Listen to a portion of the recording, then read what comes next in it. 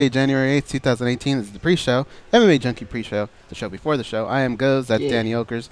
Our buddy Matt is off to the side, but you can't see him right now. And we have relied on him to give us the song that will start the second hour. He gave us half of nothing and then just stopped talking. Battle cry, Danny. But what of those two is the band? Okay, I don't know what just happened. Matt just looked at me and said, battle cry. Then he started walking backwards out of the studio and then gave me a thumbs up as he was walking out. Like the fucking Terminator that was on his way to burning to death. And then he just disappeared. I don't know what just happened, but that's a Monday for you. And that's what we deal with every day here in the sports book. He said battle cry. Then he had this like happy look on his face. Then he thumbs up to me and then quietly just like walked right out of the studio, but walking backwards. He is already at his station right now working. That made no sense, that interaction. Oh, so we need a different song. Immediately when he gave you half of nothing, I said immediately that this was going to be a song that I didn't have. And it was. It was a song I didn't have. Nothing? I get nothing from that? We're coming up in a minute. Dude, I'm trying to put out so many fires here, like in these last seconds. I don't know where George is at. I had to. Dan Tom was here, but he had to leave because he's not feeling too well, so I had to do his stuff. Did you wipe everything down, by the way? Because if you're he fighting had gloves off, on, like he was about to, like he was working at Jiffy Lube. Surgery. Yeah, surgery. So he didn't really touch very many things. Let's see. Yeah, but there's breathing germs, guys. The breathing germs. I think after like 2 days or something like that, you're no longer contagious, right? Something like that. Coming up 30. Your guess is as good as mine on that one. Coming up in 30. That is Gorgeous George, who has arrived, and he is now making his way. Yeah. I don't know what I was saying. Yeah, that was a weird interaction, wasn't it? I wish you could have seen his face as he was walking out backwards. Oh, that's funny. Say it, bud. This is your captain speaking. We are making our descent into Las Vegas McCarran Airport. On behalf of our crew, we'd like to thank you for flying MMA Junkie Airlines. Now please fasten your seatbelts and put your tray tables in your upright position because the descent is going to be a little bit bumpy. Alright, Junkie Nation, it's time to roll, baby, on MMA Junkie Radio with Gorgeous George and Gold. This is what we doing while we do it, baby. All night long, we rollin'! Yeah! The MMA Junkie Radio revolution is upon us. Can you dig it? There's no escape. No escape. Through the vast frontier of cyberspace and through a sea of stars in outer space. One small step for man, one giant leap for mankind. We've solidified our combat communication stranglehold. We are controlling transmission. With the use of MMA Junkie Radio and SiriusXM satellite radio technology.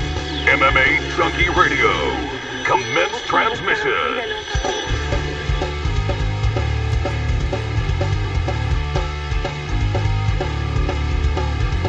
Live from MMA Junkie Radio HQ in the fight capital of the world, Las Vegas, Nevada. Here are your hosts, Gorgeous George and Goz.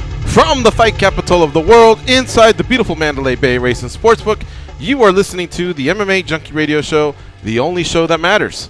I'm your host, Gorgeous George.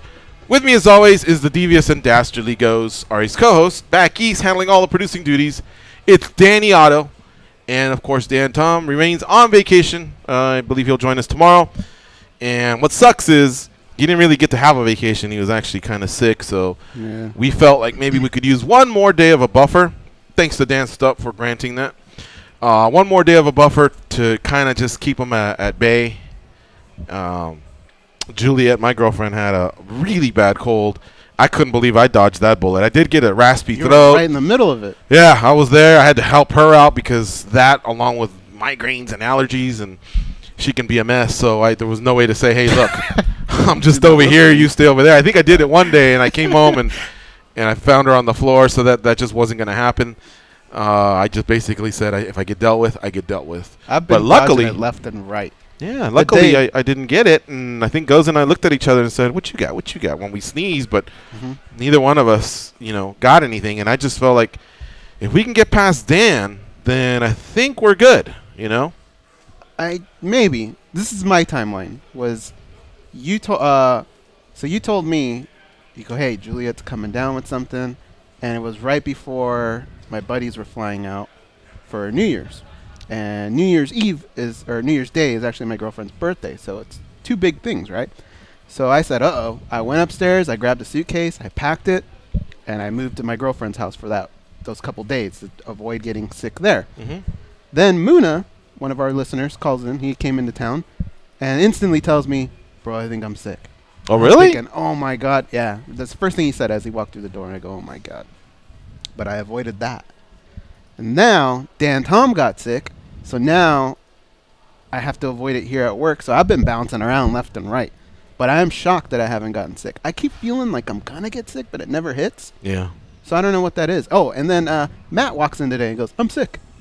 Why does everybody, when they're sick, come in and announce it like a press conference style? It's the first thing they say. They just walk in and they have this dumb look on their face. Dude, that looks like Matt Erickson and Steve Strom. Look at that guy, Goes. Oh, that's weird. And look at this guy.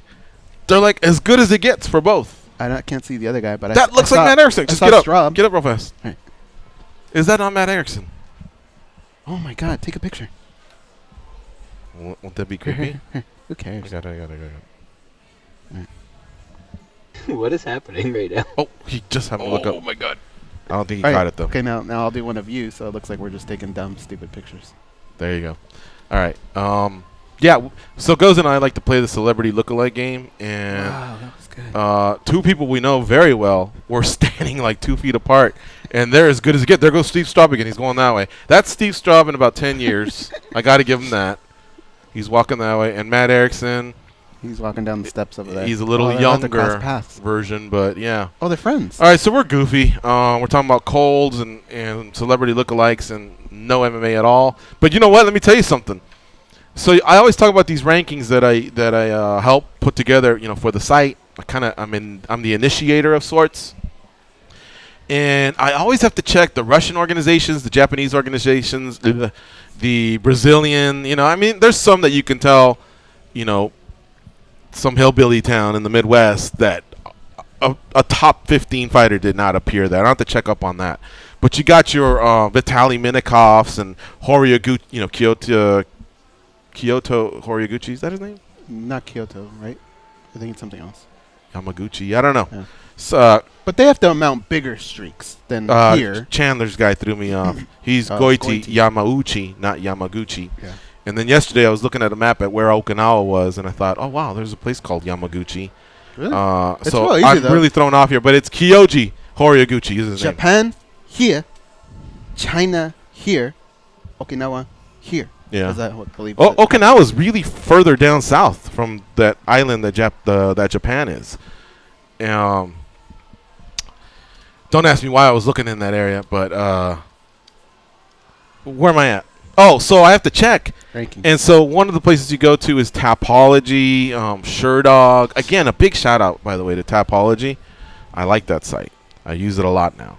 SureDog comes in handy, and mixedmartialarts.com. They have the ABC event list, and in doing so, you really have to go. There's up it goes. I'm not kidding.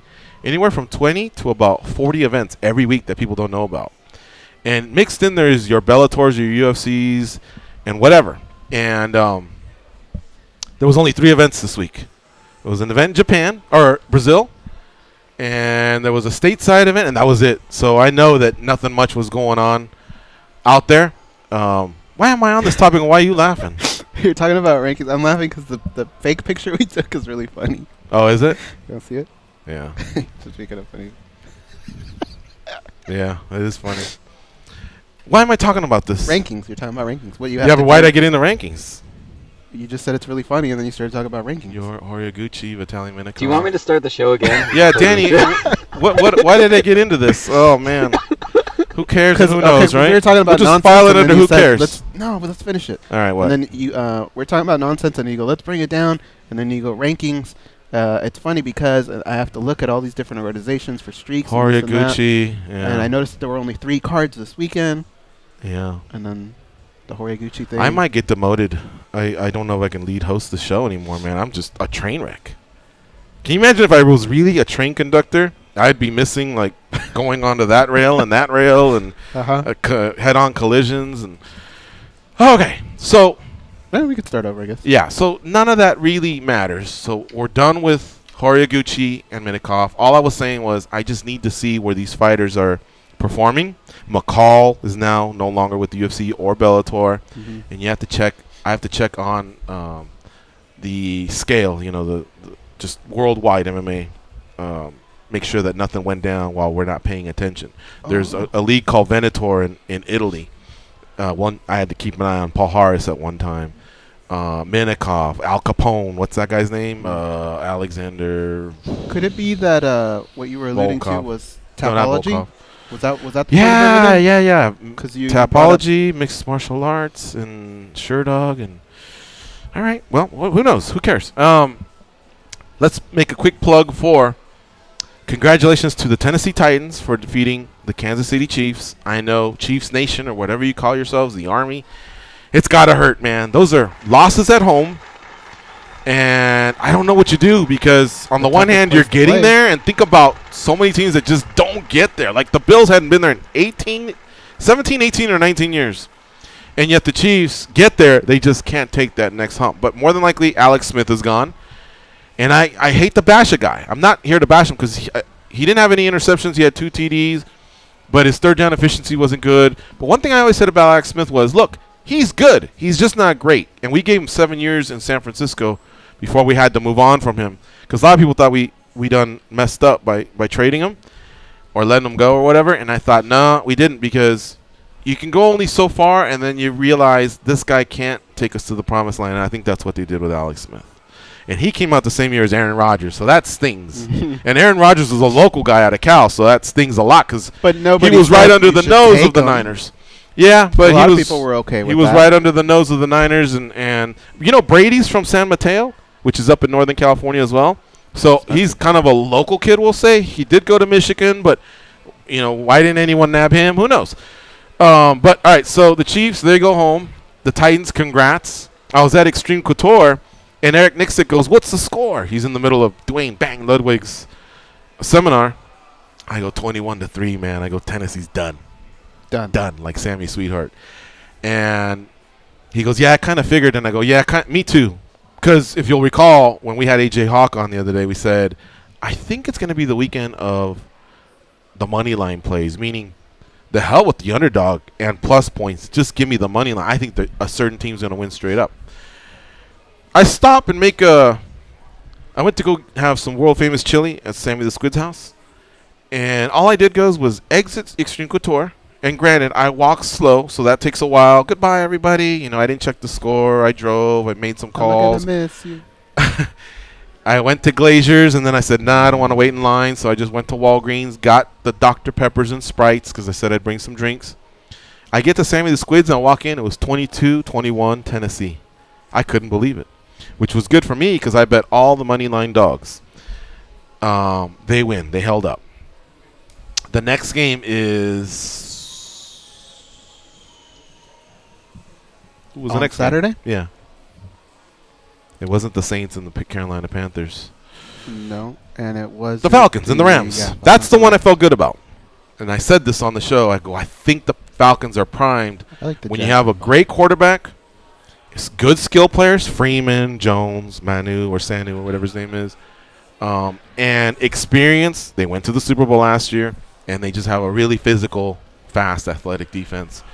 So I feel like the Rams will be even better next year, and you know, Gurley's a beast, and You like Goff? Goff, yeah.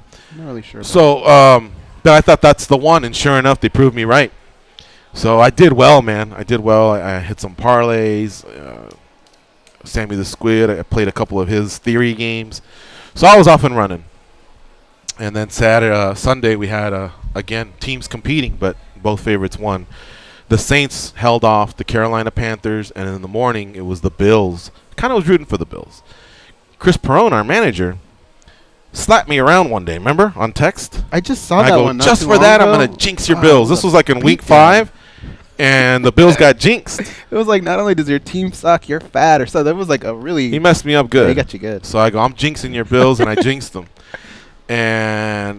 But, you know, that was it. That was just for the week. I was actually rooting for them. I have no ties to Jacksonville. I think they're a nice young team.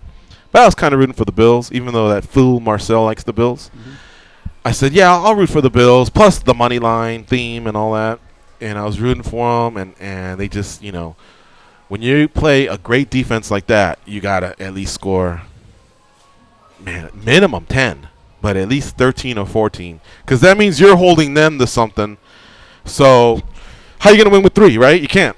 Right. And, but fuck, football was awesome this weekend. I mean, all the games were really, really good. And tonight we get the national championship for colleges.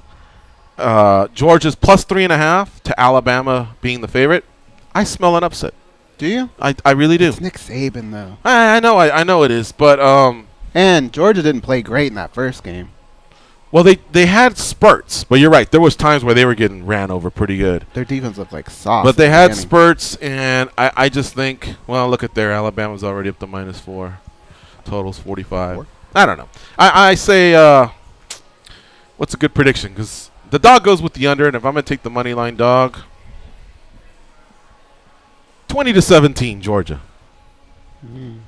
Yeah. They may even get held to some field goals, so you may get some odd score like 22-19 or whatever. I'm gonna go 34-20. So you're going over? Alabama. Alabama. All right. So that's kind of the recap, man. It was just a nice weekend to get away from MMA a little bit. Still keeping up with the news, seeing, you know, the Cyborg Nunez drama a little bit. And, of course, Michael Johnson's tripping a little bit. He really wanted to be featured at St. Louis. He didn't get main card status. I kind of agree with him. He's put in his time, and his last fight was a barn burner. Dude. So that's what you're trying to get is, hey, look, these are some great fighters. Johnson fights don't suck.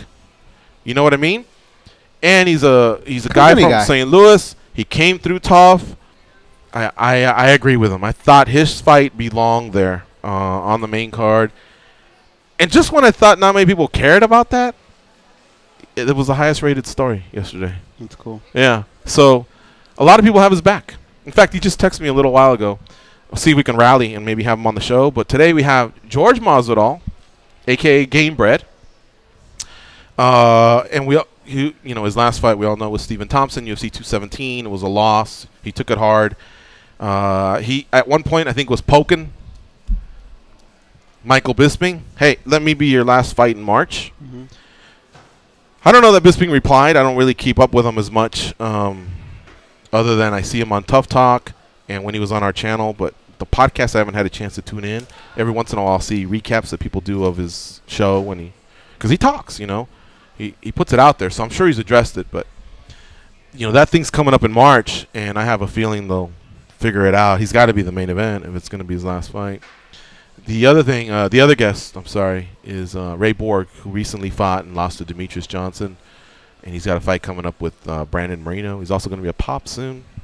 So it's always great to catch up with him. So we'll see. I'll work on Johnson as we're doing the show. And we're here to take calls as well, 866-522-2846. I think the one thing I wanted to get out of the way, guys, is did you see that video of Perillo smacking Cyborg? I've seen it before, but I think you're talking about a newer video. I guess, yeah. Yeah. It's the one everyone's talking about. I mean, it's tough. It's a good slap, but I don't know that it's on the level. I think you were saying it was worse than like what Guida does. Guida's pretty bad. The Don Fry one, I was right next to it when it happened. Don Fry and Joker Guyman. And yeah. dude, that was almost like a punch. Like I saw his legs kind of buckle, and everything, dude, it was bad. Let's start with that. We asked Guyman. Now, granted, when you have a guest on radio, I think sometimes they want to just tell a great story, and maybe they embellish on a scale of 1 to 10. Some people will say, like I was teasing Botter the other day, oh my God, just had a chocolate, it's the greatest ever. He may go 10, and then Guyman may just go, oh wow, I felt that, my legs got wobbled. You know, that might be more of a 7 or whatever. But Guyman let it known let it be known a few times that we asked him about that was no joke. That slap he got from Fry. So I think it was about equal, maybe. Really? There's Dude, no it's way. a good smack, and it's not like, I think there's versions of fingers that make the slapping sound, Yeah, and they kind of graze as they go by, and then when you get the palm involved, it's a thud. it's a thud. That's like, I mean, you can't just go up to someone and do that and go, come on, fighters do it, shake it off. You don't, that's not going to work. It was a good thud. And from what I'm hearing, she posted it, and they always do this. So on the one hand, you're supposed to go, that's coach, that's fighter, leave him alone. Yeah. On the other hand, you just have a lot of people that are like, it just doesn't seem or feel right. I'm a little on that side, and I'll tell you why. But it doesn't I don't have think to the us. slap, huh? It doesn't have to us. As What do you long as mean? it makes sense to her, Yeah. that's all that matters. Right, but the coach will endure the heat, which he Yeah. may care or may not care. I don't know. All right, what's your take? Yeah, so my take is this. I just believe that the next time she fights, they can either do it and say the hell to everyone. That's just our ritual. That's our style. I'm going to get hit a lot harder in the fight than that slap, which is true. Or my opinion is just, I think she'd be 18-1 or 19-1 and still the greatest, even if she didn't get slapped before her fights. And I highly doubt it that every single win was because of the slap ritual. I would just say it's probably best to just maybe tail off on that one. But, you know, I'll respect whatever they do, and I'm sure they could care less what I think. But I don't know. I saw it, and I remember when I saw it, I go, whoa, you know, like, people are going to be tripping, and they are. But that was kind of like the big thing over the weekend, just observing people's comments about it. I wouldn't have remarked on it. I could care less if they continue to do it. But again, from where we're at, I can just see what people think, and I just wonder if people are going to obsess and make a big deal. And so that's just going to be a question at pre-fight press conferences, scrums, post-fight press conferences. And at some point, it's going to bug them, and so that's why I'm saying, is it better to just maybe lose that? And that's usually what happens with fighters when they get grinded on so much about certain things, or athletes, I should say. They get pissed off, you know. But that's fandom in every sport, not just our sport. I think it depends on what purpose it serves, right? For her, we talk about how every fighter has a switch, right? Frank Mir used to say, the second Mir comes in and starts to wrap my hands, that's when I know it's on. I flip a switch. Maybe that's her switch as she's going in. Maybe the other thing is the reaction that you and I are having. Maybe they're hoping Holly Holm had that same reaction. She's going, God damn, he just gave her a right hook. And she just took it, and that's how she's getting warmed up to fight me. I don't know.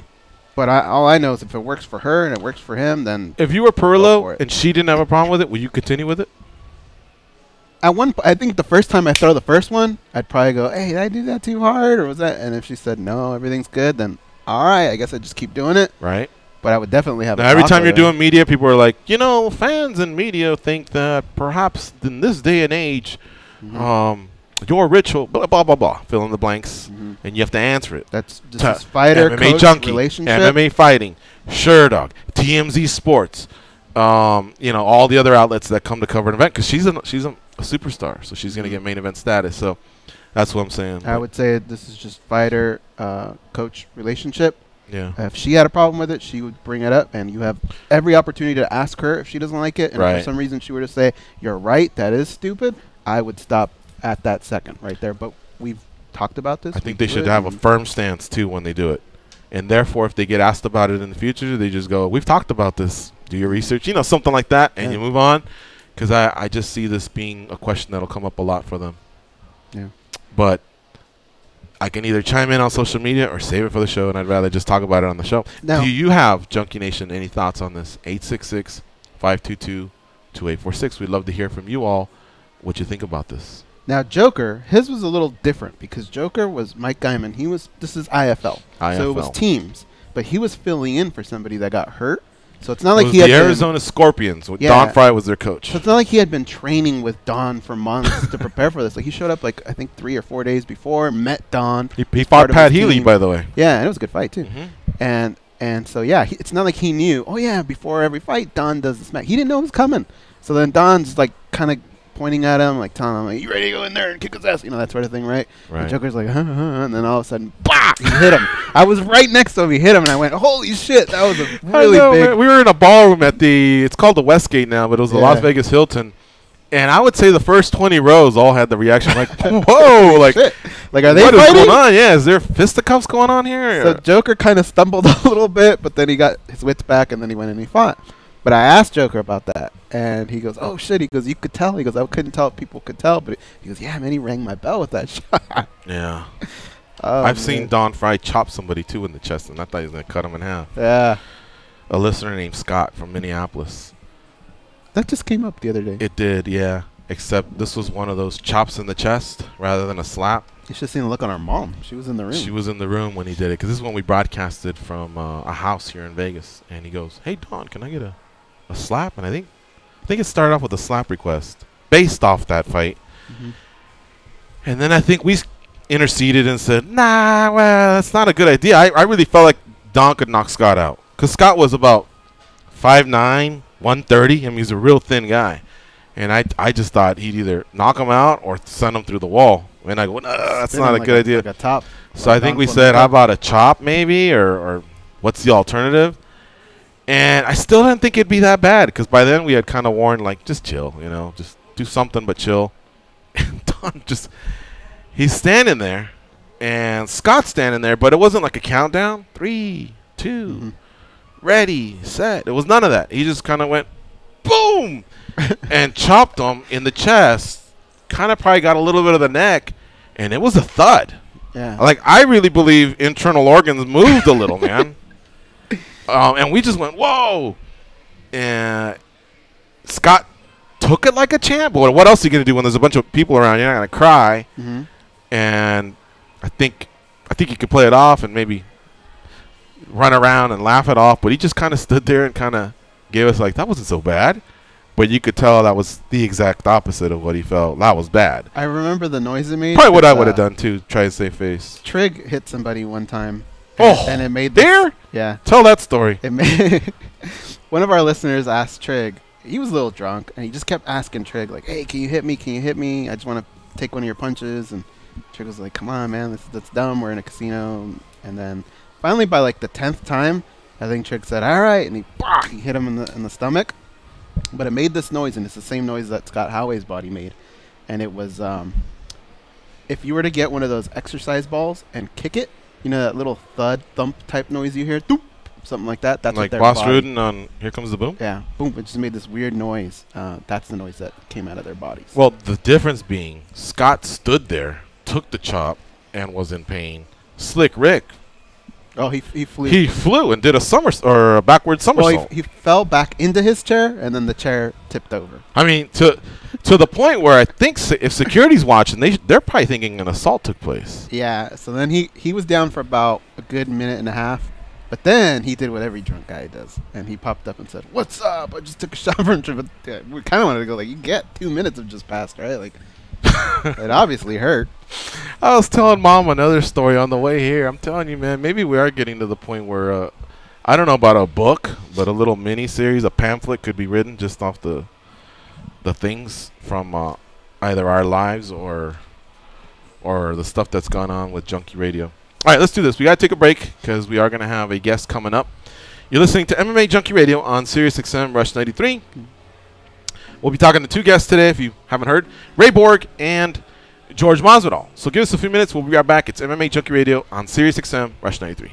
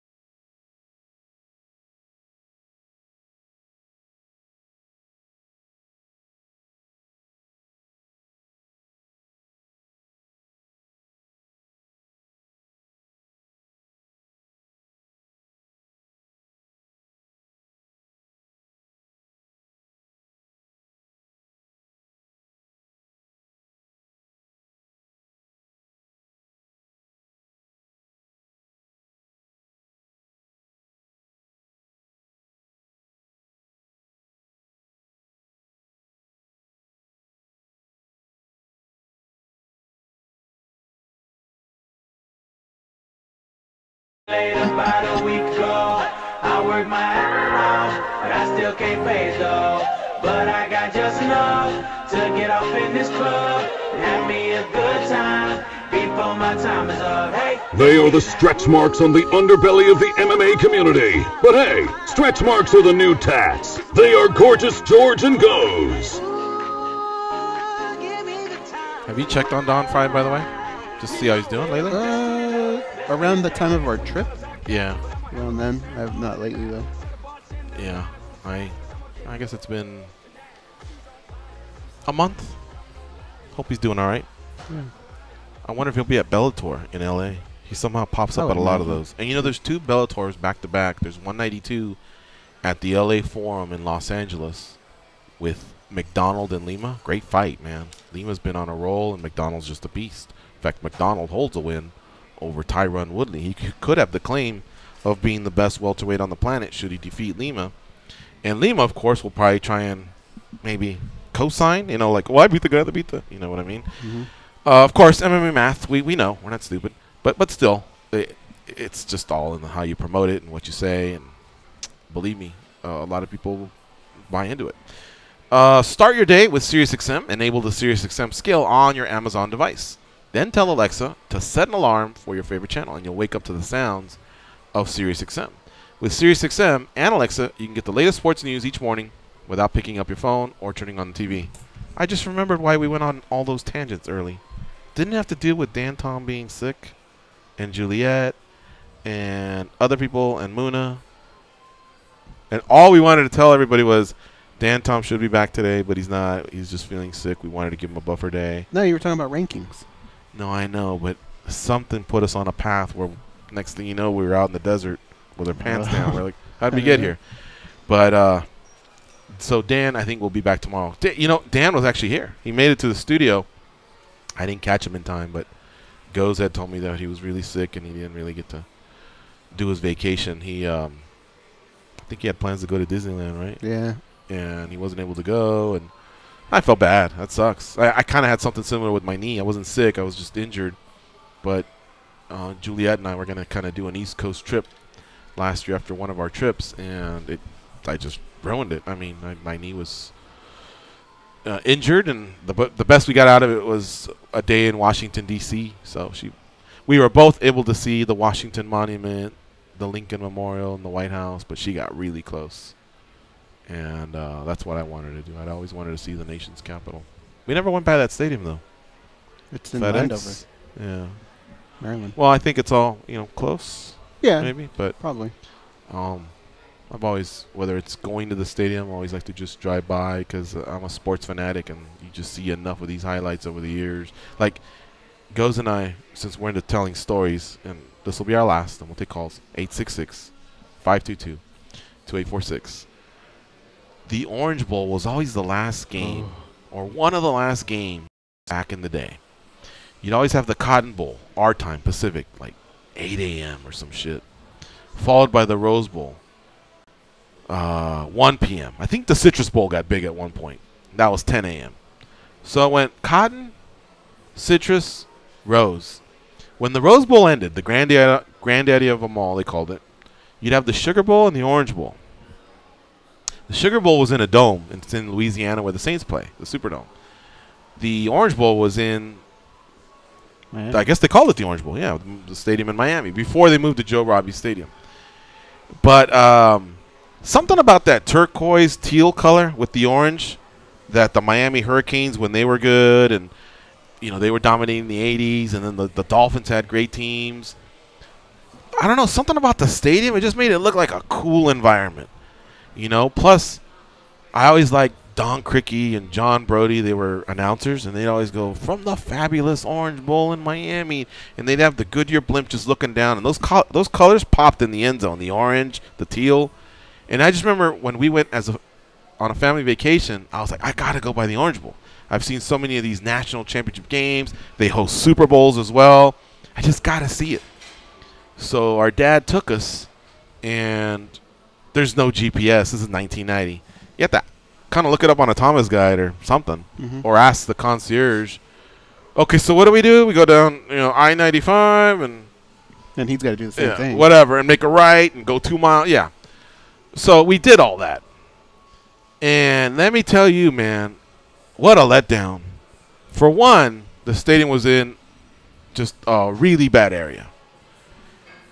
Two, it's the lights that make the stadium pop. The lights and the landscaping and the colors of the when the lights are on outside, inside, the end zones, it all just looks beautiful from the Goodyear blimp aerial view. But from the outside, I mean, it looked like it was dumb. Like one little trembler from the whole thing just falling, and the outside just had no paint to it or no color to it or nothing aesthetically pleasing about it at all. And look, the LA Coliseum is also in a rough neighborhood, all right? So I get that, but this one was even in a rougher neighborhood because two of the streets that the Orange Bowl's on are actually houses. Like, yeah, right across the street. That's like, who lives across the street? The Orange Bowl. In LA, you kind of have to go through a little bit more of a walking process, and then it's all centered by the USC campus and the LA Sports Arena. It's more like an exposition park or whatever. This one's literally like you could walk out of your house and be handing someone to scan your ticket in 30 seconds. Yeah. In certain parts. Fast enough. Yeah. And I just remember going, that's it. We fucking did all that and asked directions, and that was a letdown. Humidity was a letdown in Florida. Trying to go on the causeway, I think they called it. We were going to do all the islands to get to Key West. Shit, we made it to like 4 and said, fuck this. It's far. One of them was like 6 miles. It's just ocean. You're on a bridge. I didn't like that. Yeah, I got old. We were like, nah, we're good. We thought we'd make it all the way until we found out it was a 4-hour drive, which is Vegas to L.A. And I think we all said, well, let's just have lunch on one of these little cute islands and get the hell on out of Dodge. But there you have it. There's the story about the Orange Bowl. Again, I don't know how we got there. Dan from Oregon, followed by we got Dan. You'll just have Dan will understand. Dan will understand. Let's talk to Dalzino from Australia. What's up, Dalzino? How you doing?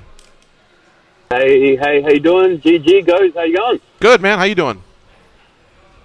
Yeah, I'm sensational, man. It's really early in the morning here, but I'm wide awake. What is it, like 6 a.m.? 4 a.m.? It's actually 4:30 a.m. Yeah. And I run into these problems trying to book Robert Whitaker. It just doesn't work unless we do a later show. You've already gone to bed and woken up early, or you haven't even gone to bed yet? I've gone to bed. I've woken up. I'm getting ready for work. Oh, wow. How you been, buddy? Yeah, I've been good, man. I've been good. How you guys been? Good, thank you. Are you going to UFC 222 in Perth, or is it 221, I think, in Perth? Well, that's exciting. The one I'm excited about is Miocic and how do you say that guy's name? Ngannou. Ngannou, yeah, that guy looks like a beast. I know. He's actually the favorite. Not by much, but he's the favorite. The world champ who's got 4 straight one-round knockouts is the underdog. So if you're a believer in Stipe, you'll never get him cheaper than this. Dude, I'm a believer in Stipe. You're getting odds here. So if you think Ngannou will have a setback of any sorts, I mean, Stipe's the type of guy that can deliver that. And if he gets past this, I mean, he's in GOAT talk for heavyweights. A lot of people in the know saw that line and thought to themselves, yeah, exactly. So, yeah, we're excited about that. DC Volcan is right below it. That's a nice 1-2 punch to start the year off. Yeah, no, definitely. I'm still going for Miocic, only because he's a beast as well, you know. And even though he's the underdog, I'm still thinking he's going to win the fight. He could very well win it, man. He's got power in his hands. He's got experience. So he's actually, a lot of times, how do you react to adversity? Do you remember Overeem put Miocic down early on, So to be able to gather yourself and, recompose yourself and then go back and knock out another, great striker, that's a testament to just how great Miocic is, the heart he has. And then, of course, he has a collegiate wrestling background. Will he elect to maybe not throw hands with Ngannou? Okay, how do we get him down? He's got the wrestling to do it. A few others haven't had that tool in their belts. They basically just had to go out there and firefight with the guy. And Ngannou, even though he's not a polished K1 level type of striker, or in this case a glory level striker, he's just got so much power, and with 4-ounce gloves, they can be very unforgiving. Yeah, I just thought I read or seen something a few days ago about Conor wanting to go Khabib. Is that right? I don't know that that's been decided. I actually read a story today with on our site that talked about Kavanaugh's his name, John Kavanaugh, his head coach. He was out in Northern Ireland because I think they opened a new SBG, straight blaster, yeah, SBG facility. And so I think the media had a chance to talk to him, and he says he feels like Conor's close to making a decision. He clarified, I want Conor, if it's up to me, he said, I want Conor in mixed martial arts versus boxing. And he expects an answer soon. He just prefers mixed martial arts to boxing. He'll always be supportive of what Conor decides. Frankly, I don't know that Conor has the option to just go to boxing. We haven't covered that angle. I think he does. Okay, if he does, I guess under Zuffa or whatever, yeah, it's gotta be under he will get stripped, though, of his title, right? Yeah, I find it hard to believe that he'll be able to do both again. Because to just go out and box someone else without Zuffa, or sorry, I don't think he can. The UFC getting a piece of that pie, yeah, I don't think he can do it without officially just backing away from being an MMA fighter. Not only just the champion, but he's just, his contract's ice, but he will have to get the blessing of the UFC. He can't just go and box, even if he gives up the title, he can't just go and box without the UFC's permission or their involvement. Okay. Now, I just didn't think boxing was an option, but that's all right. Well, like if he were to say, hey, look, Pacquiao's calling me out, we sat down, we crunched numbers, this is your piece, if the UFC's happy and he doesn't mind giving up the title, I think the UFC says run it. And then they just move on from Conor, which at that point you'd get Tony versus Khabib. But if that doesn't happen, I just don't see, unless Tony were to say, I tore my knee today, I'm out for 9 months, how it could be Khabib versus Conor. Even though Khabib has all the hype right now because he was the most recent winner, Tony had hype when he beat Kevin Lee. A lot of respect was paid his way. And you have the undisputed champion healthy and the interim champion healthy, then you must try and have them unify the belt. I just don't see how Pacquiao and Conor is that much more of a draw. I mean, we kind of already saw what happened in boxing. If you're going to have any kind of power, I would say maybe Malignaggi because there's heat. Well, Pacquiao at one point was for sure a $1 million pay-per-view seller. Mm-hmm. So now you put him with another pay-per-view seller who's closer to now 1.5. And I think you start talking about numbers well past 2. But then now, a lot of Conor people buy versus it Tony, first to is see, it? Like with the mystique True. behind it. Now that we already know, it's kind of like we just know Well, somebody's being because fed a lot of lion. people still feel like he had a decent showing. Maybe they feel like, well, Pacquiao's smaller and he's over the hill as Think well. so? He's had losses in the past. I'm just saying. A lot of people believe anything. All right. The Malignaggi angle, who knows? There's the video. He heard him. Mm-hmm. There's a lot of people that'll just do it because Conor's so convincing of the fact that they'll get their money's worth. Which, look, you're not going to get a pleasurable boxing match, a historical boxing match, but you will get entertained. Now it's up to you to decide whether it's worth the $89.99 or whatever they charge. For some people it is. Dalzino, it's great to hear from you, man. You didn't answer me though. Are you going to Perth for that pay-per-view, or are you just chilling at home? No, Perth is like a 4-hour flight for me, so I know I won't be able to make it, man. But it's good to hear from you. I'm glad you guys had a safe Christmas and New Year's. Love you guys and Junkie family for life. All right, buddy. Thank you for the call. Nice to talk to you. All right. No, do I again? What did he say? Yeah. I bounced. Shut up, numpties. Oh, Dan from Oregon. What's up, Dan?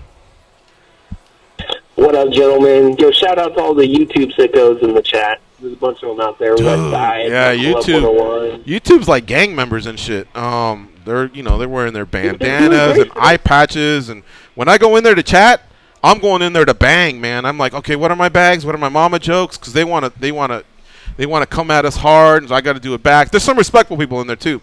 Facebook's more friendly. How you been? You hold up a drink and cheers and tell me what your weekend was like. But both of those chats are a little bit different. But I love them both. For sure. YouTube is very civil today. All Cali said, hell yeah. Shout out to the Mexican Mondays because you got Jorge and Ray Borg on. It is very civil. I'm loving it. All right. Let's talk about Johnson, though, man. Run down this fight card and tell me which fight he thinks he should be on.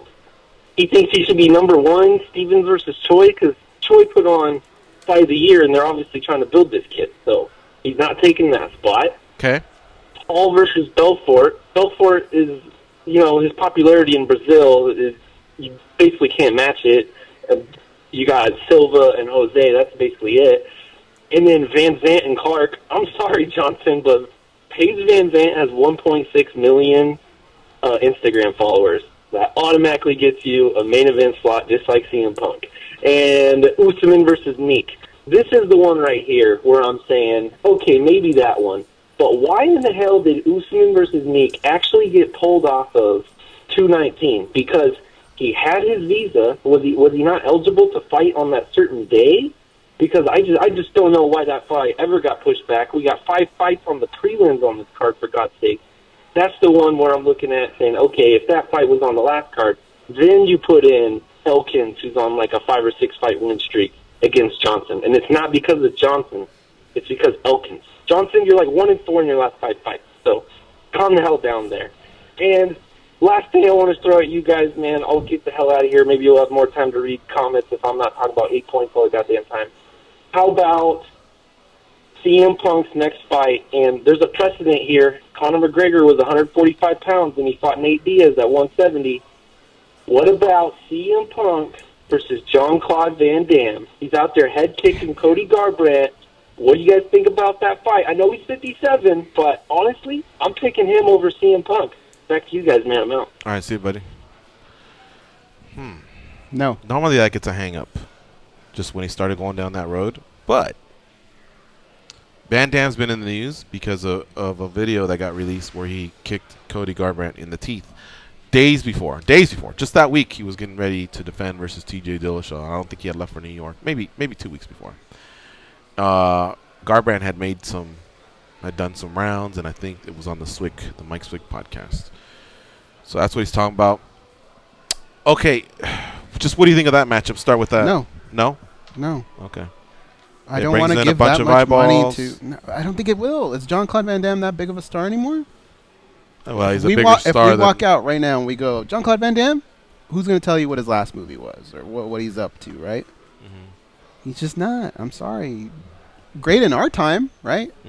Steven Seagal, all those guys. Well, you're worried about the money that the UFC's losing, or just the spot that he's taking from another fight? The money. I'm more worried about the spot that he's taking from another fighter. I'm a little worried about the money, too, because I'd rather just go to other fighters, right? We're constantly bitching about fighters getting paid. Why are we going to give Jean-Claude Van Damme money?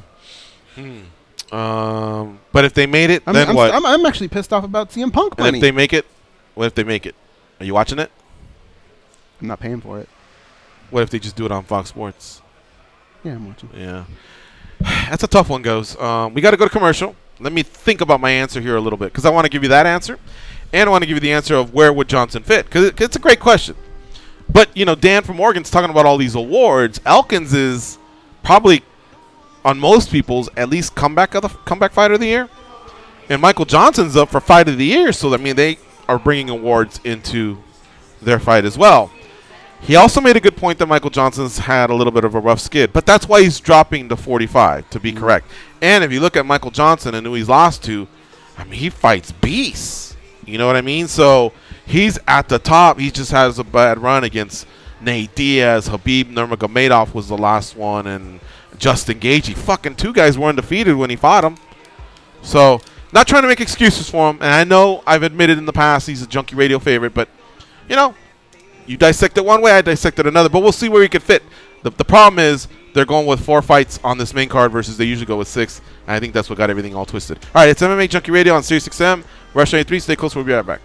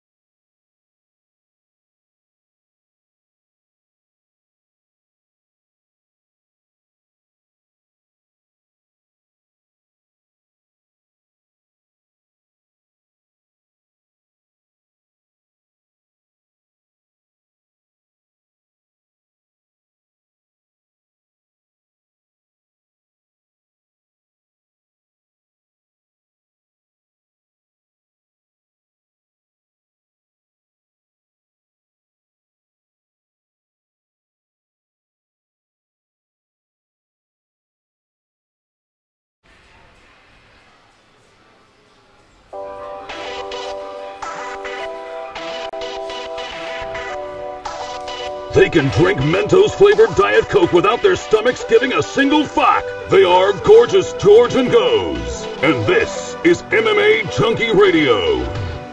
SiriusXM Radio has given our subscribers the chance to win an opportunity to go to Minneapolis, Minnesota for Super Bowl 52.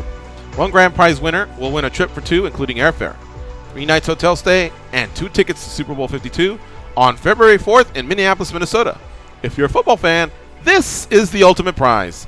No additional purchase is necessary. For official rules and to enter, go to SiriusXM.com/Super Bowl before January 24th, 2018. The NFL entities, as defined in the official rules, have not offered or sponsored this sweepstakes in any way. Let's talk to Marco from Waco, Texas, and then we'll get to Dan's questions in the second hour. What's up, Marco? How you doing? Marco from Waco, ¿qué pasa, Atos? Not much, and you? 2 stongas real quick.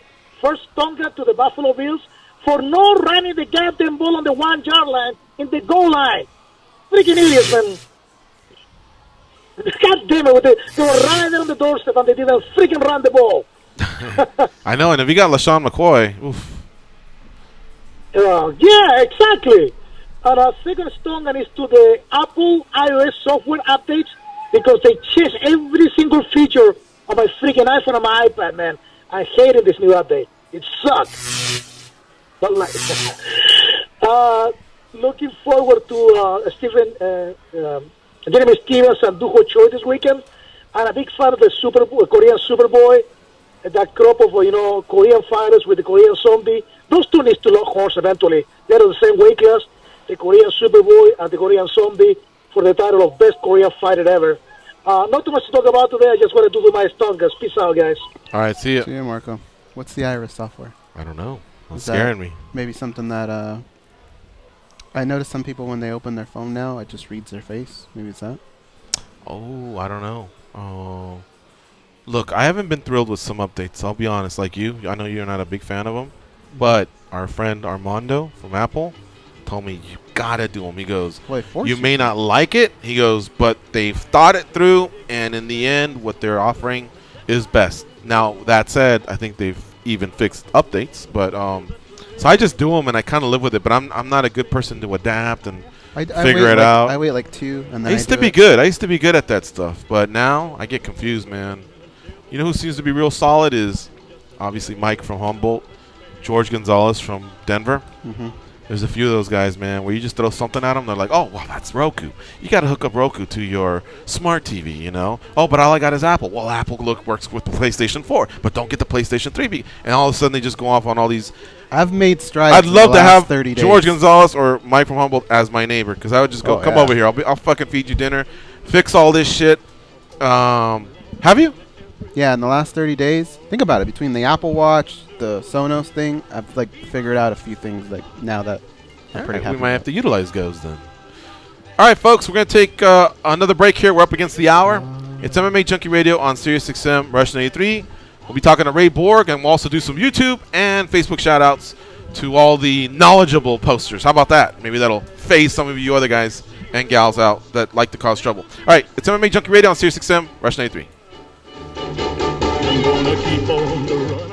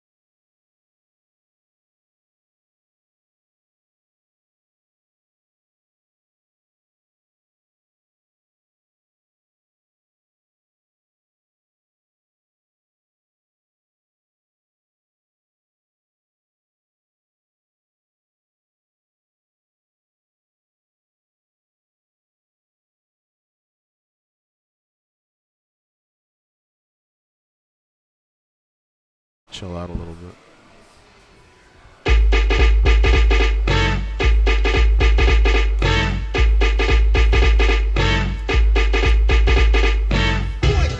Yeah, Spider-Man and Freeze in full effect. You ready, Ron? I'm ready. You ready, Dib? I'm ready, Slick. Are you? Oh yeah, take it down. Girl, I must warn you. I sense something strange in my mind. Yeah. Yo, situation is serious. Let's kill it 'cause we're running out of time. It's all so beautiful. Relationships, they seem from the start. It's all so heavy. When love is not together from the heart. Check it out. It's driving me out of my mind. That's why it's hard for me to find. Can't get it out of my head. Miss her, kiss her, love her. That girl is poison. All right, here we go. It's the second hour of the MMA Junkie Radio Show. Jump on to Twitter and give Ray Borg a follow. He's our next guest. It's simple, at Tazmex UFC. I'll spell it out, Tazmex UFC. If you caught me there coming out of the commercial, I was just saying I've always loved his logo. A lot of fighters put stuff out there, like Cub Swanson's logo I think is pretty cool, Killer Cub. Yeah. This is good. And I really like Ray's as well. And I think one thing that caught my attention was he's got some new hats in. So he's big into archery. And my head doesn't work well with fitted hats. So if I'm ever going to get a hat, I'm kind of more of the trucker side hat a little bit because it's a little bit bigger, and then I can adjust it on the back. A little bit old school, yeah. The Nike hats, forget about it. I look like the Pope, like it's a little hat on me. My head's too big. I just don't have hat. But you know, like I've been trying to clean out my closet a little bit, so I'm trying to wear stuff that people give us. This is a gift from Triumphant, the Muay Thai organization, Jeff Juarez. I kind of did some adapting on my own. I'll talk about that later. Yeah, and but so I was going on Twitter and I saw Ray post that. I go, oh, those are some cool hats, and it just made me think we haven't caught up with him in a while. So joining us on the hotline is UFC flyweight Ray Borg. What's up, Ray? How you doing? Good, man. I'm doing great. Just got done with some sparring. How are you guys doing? Good, thank you, man. Did you have a good holiday season? Yeah, man. It was nice. You know, it was a first time I haven't had to, you know, be really in fight camp during the holidays. You know, it was nice to, you know, enjoy Thanksgiving. It was nice to enjoy Christmas. So it was a good time, man. It's been a while since I've been able to do that. I'm kind of curious about something. Sure, go ahead. Ray, you've met us both. You know what we look like. If we would have came back with, no shit, we just got finished with sparring too, would you have let us get away with that, or would you just said, nah, you guys got away with a pizza. You just got finished with a pizza. What would you have told us? I could imagine. I'd expect more huffing and puffing, but you know, I would take your word for it. Thank you, Ray. He let us off easy, honestly. Yeah. You know, I was thinking there's always like that fat guy in the gym that's part of the class, and I pictured myself like that guy on Karate Kid. Remember the first guy that got waxed? Oh, the guy that throws a really short left hand, and then that's kind of what I would look like if I went to one of those karate tournaments or something. But Ray, another thing that made me think was, as I just happened to come across your tweet, I thought the hats were cool. I've told you that in the past. I like your logo. Whoever did it did a great job. But then I remembered, I go, isn't this guy going to be a pop soon? How close are you to being a father? Yeah, man, we're really close. May 5th is my wife's due date. I honestly think it'll be a little bit before May 5th, but yeah, man, we're at the home stretch. It's going by faster than what I ever would have imagined. Yeah. We met her. She came with you as well. So yeah, that's cool, man. This is your first baby. Do we know if it's a boy or a girl? Yeah, it's going to be a little boy. So we're pretty excited about that. All right, and what's this little Taz Mexican devil gonna? What's his name gonna be? Have you chosen it yet, or are you still debating? You know, we've agreed on Anthony Javier Borg, but you know, I'm still maybe keeping my hopes up that my wife might let me name him Michelangelo or Leonardo or you know, something cool. Yeah, something cool. Like we we got in this big old argument because I don't know if you guys ever seen the Key and Peele skits where it's they get a teacher from the inner city and he's pronouncing these kids' names like just outrageously. And Yeah. I wanted to name him Aaron Blake so I can call him Aaron Balance, but my wife wasn't fine for that. The first ones were Ninja Turtles, right? Yeah. I mean, you know how cool it'd be if he was Donatello at school, man. All the kids would love him. That would be cool. And just call him like Donnie for short. Yeah. I like Yeah, that. Donnie. But my wife looked at me. She told me, "What the hell's wrong with you?"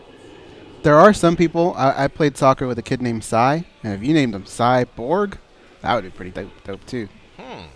We think That would have been pretty cool, man. Yeah, everyone's gonna look at him funny because his name's Anthony Javier, but his last name's Borg, and they're like, "Man, Borg's like the whitest name you can ever pick," but you know, it gives them a good little mix of culture. You know, now that I think about it, another time that I engaged Ray in conversation was that commercial, Nothing Rhymes with yeah. Borg. And I finally played the commercial for you, right, Ray? Yeah. And what was it, an insurance company or something like that? I think so. Yeah, and I told Ray, I go, reach out to those guys. You rhyme with Borg, and you're fighting for a world title, and you're one of the top fighters in your class. Maybe you can get a sponsorship out of it. Yeah, that'd be pretty sweet, man. Fortunately, the sponsorship market's all dried up now. Yeah. All right, so listen, you know, we're about 3 months removed from your title fight, and I think I may have told you this via text or Facebook. I really thought that, I mean, so Demetrius, he broke a record and he got a lot of accolades and kind words, and he really did deserve them. But man, Ray, let me tell you something. You fought really well that night. I'm convinced you probably would have beaten anybody else that came to fight that night. Was it a tough loss to take? Did you see it the same way? And how you feeling, 90 days removed from the biggest fight of your career? Yeah, it was a tough loss to take. I mean, because it's a position I had worked so long and so hard to get to, and just any loss in general is pretty hard to take. But it wasn't as hard as what I would have imagined. Just because I've gotten to a title shot once, it doesn't mean that I can't do it again. I'm gonna do it again, and I just learned a lot about myself, man. And if there's one thing I learned from that fight, and it's people are completely right when they say that there's levels to this shit. Man, DJ's on a level where it's insane. Like skill level wise, I didn't think that he was better than me, at striking or jiu-jitsu. But one thing I will say that he was better than me at is his ability and his IQ when he's in there, man. Like the end of that, when he got me in that armbar, that little suplex that was coming, I knew it was coming. My goal was to go with the slam, roll, scramble out of it, and be out of it. But he's a sneaky little bastard, and he got that armbar was sneaky. But most times I've never been caught in an armbar before, not even in jiu-jitsu tournaments. I'm really good at getting out of them, but his IQ to pretty much control my arm where it needed to go to stop me from getting out of it was really insane to me. I mean, his IQ, his ability, his experience was just truly on another level. And I've learned so much from that fight that winning that fight wouldn't have taught me the same as a loss would have. Oh, that's interesting. That's a very interesting quote. Well, again, I'll say it again, man. I thought you fought a great fight. Because you tested him and you kept pushing them and you wouldn't go away, and others. By the time they get to the 4th or 5th round, I think it's just a matter of, like, we're all looking at our clocks like, all right, let's just get this over, make the announcement, and move on. Whereas I felt like you still were giving him, whatever energy you had left, whatever techniques and skills you had left, you were throwing something, and he had to deal with it. You know what I mean? He couldn't really cruise control it at any point. Yeah, it was, I can't go out like that. I gotta, whether it's 10 seconds into the 5th round, or at the end of the 5th round, no matter what it may be. I mean, I still go after it. A fight's still a fight, and one of my favorite quotes by Dan Gable is, the first period is won by the person with the best technique. Second round is won by the person with the best cardio, and the third round is won by the person who wants it the most. And you know what, man? I wanted that fight. Like the whole fight, I was in it to win it. I wanted that fight, but as mature as I am, I know that DJ was just a better fighter than me that night, and he earned that win. Now it's obvious I wasn't in there, and you were. So this is me fanboying in a way. But one thing I think I remember me saying was, why does he still want to take the fight to the ground versus you guys are wearing 4-ounce gloves, and I feel like a spinning back fist or just clipping someone with a hook. Maybe, you know, like when things aren't going away, maybe that's like that Hail Mary that one can do as a fighter when they're trailing. So that would be my one last question in regards to the fight. Like, why did you decide to I guess take it to the ground when things weren't going as well there? When you're standing, you know, that chin, it gets touched in certain ways and a fighter can go. Yeah, you know, I kick myself in the ass for it all the time, or, you know, I try not to beat myself up about the fight that much, but, you know, I've been kicking myself in the ass just because after talking to my coaches, after watching the fight, I just know how much different that fight could have went if I would have kept it striking. You know, I really did feel like, you know, I had the better striking, you know, the more aggressive striking. His was just counter striking, and I really felt like if I would have kept it on the feet, the fight, you know, could have just played out different. I'm not saying I would have, you know, knocked him out or beat him, but the fight could have went so much different if I would have kept it on the feet. But, you know, man, sometimes I just have an ego, and I wanted to out-scramble him, and I wanted to out-grapple him. You know, he's such a supreme grappler. Yeah. You know, I've been watching him since I was a kid. I truly thought that I was, you know, a more supreme grappler than him, and, you know, he just happened to be a lot smarter than me on the ground.